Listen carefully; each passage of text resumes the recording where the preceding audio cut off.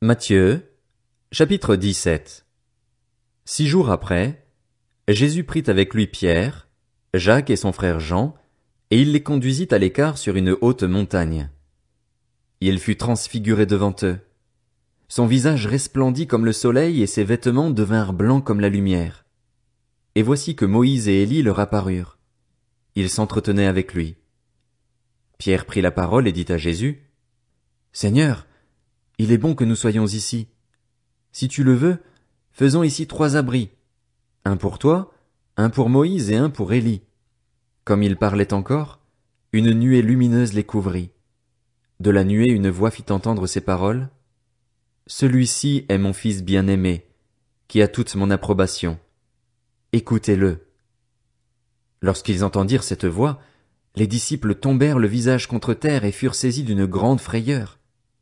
Mais Jésus s'approcha d'eux, les toucha et dit, « Levez-vous, n'ayez pas peur. » Ils levèrent les yeux et ne virent plus que Jésus seul. Comme ils descendaient de la montagne, Jésus leur donna cet ordre, « Ne parlez à personne de ce que vous avez vu jusqu'à ce que le Fils de l'homme soit ressuscité. » Les disciples lui posèrent cette question, « Pourquoi donc les spécialistes de la loi disent-ils qu'Élie doit venir d'abord ?» Jésus leur répondit, « Il est vrai qu'Élie doit venir d'abord et rétablir toutes choses, mais je vous le dis, Élie est déjà venu, ils ne l'ont pas reconnu et ils l'ont traité comme ils ont voulu. De même le Fils de l'homme souffrira de leur part. » Les disciples comprirent alors qu'il leur parlait de Jean-Baptiste. Lorsqu'ils furent arrivés près de la foule, un homme vint se jeter à genoux devant Jésus et dit, « Seigneur, aie pitié de mon fils qui est épileptique et qui souffre cruellement. Il tombe souvent dans le feu ou dans l'eau.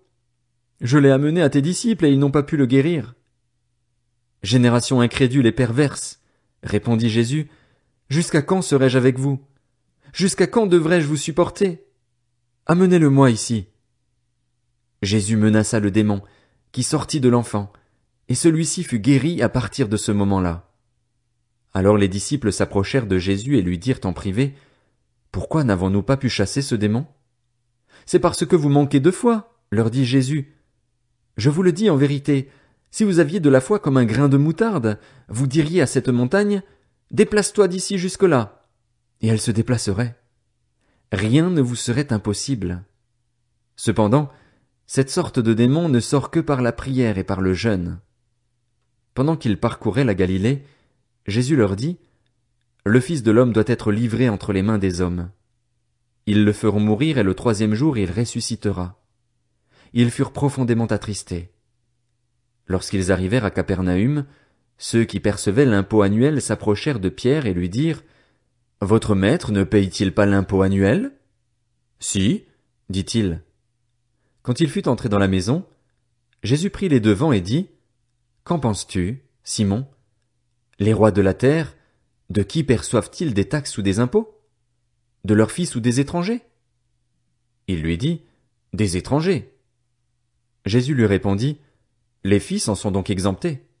Cependant, pour ne pas les choquer, va au lac, jette l'hameçon et tire le premier poisson qui viendra. Ouvre-lui la bouche et tu trouveras de l'argent. Prends-le et donne-le leur pour moi et pour toi. »